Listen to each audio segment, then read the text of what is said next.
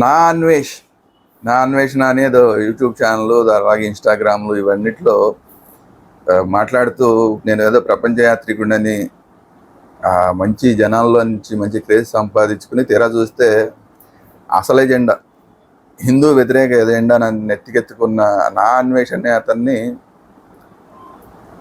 ఈరోజు తెలంగాణ పోలీసులు అతని ఇన్స్టాగ్రామ్ని మూయించేశారు అనే వార్తలు వచ్చినాయి. చాలా సంతోషం, ఖచ్చితంగా అభినందనీయులు. తెలంగాణ పోలీసులు ఖచ్చితంగా అభినందనీయులు. ఎందుకంటే అతను ద్రౌపది అమ్మవారి మీద, సీతమ్మ వారి మీద మాట్లాడిన మాటలు చాలా తప్పు మాటలు మాట్లాడాడు. అయితే ఆ తర్వాత కూడా అదే ఎజెండాని కంటిన్యూ చేస్తున్నాడు.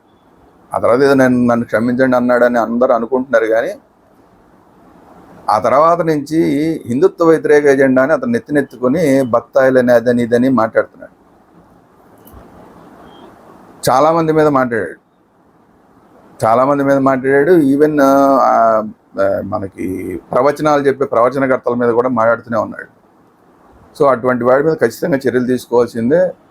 అతని ఇన్స్టాగ్రామ్ని క్లోజ్ చేయించిన తెలంగాణ పోలీసులకి మళ్ళీ ఇంకోసారి అభినందనలు. But at the same time ఇంకా అతని యూట్యూబ్ ఛానల్ కంటిన్యూ అవుతోంది. అతనికి సంబంధించిన బ్యాంక్ అకౌంట్స్ ఇంకా కంటిన్యూ అవుతున్నాయి. హిందువులు డిమాండ్ చేసింది అతని యూట్యూబ్ ఛానల్ని కూడా మూయించండి, అలాగే అతని ముందు అతను అకౌంట్స్ని ఫ్రీజ్ చేయించండి. ఎందుకంటే నాకు ఎన్ని కోట్లు ఉన్నాయి నన్ను ఎవరు ఏం చేయలేరు అని మాట్లాడతాడు.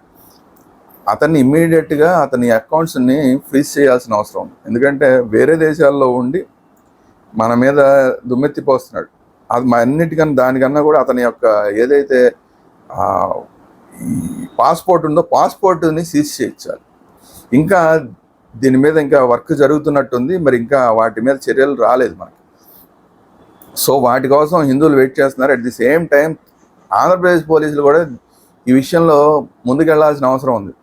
ఎందుకంటే అందరికన్నా ముందు ఈ విశాఖపట్నంలో గోపాలపట్నం పోలీస్ స్టేషన్ అనుకుంటే గోపాలపట్నం పోలీస్ స్టేషన్లో కంప్లైంట్ ఇచ్చారు. కానీ దాని మీద ఇప్పుడు దాకా ఏం చర్యలు జరుగుతున్నాయి ఏంటి అనేది ఇప్పుడు దాకా ఏమీ లేదు. కాబట్టి ఆంధ్రప్రదేశ్ పోలీసులు, ఆంధ్రప్రదేశ్ డీజీపీ గారు, విశాఖపట్నం సిపి గారు ఈ విషయంలో చాలా సీరియస్గా తీసుకుని అతని పాస్పోర్ట్ సీజ్ చేయించడం, అలాగే అతని యూట్యూబ్ ఛానల్ని బంద్ చేయించడం, ఈ రెండు కూడా ఆంధ్రప్రదేశ్ పోలీసులు కూడా చర్యలు తీసుకోవాలి, చొరవ తీసుకోవాలి. ఇది హిందువులుగా డిమాండ్ చేస్తున్న అంశం.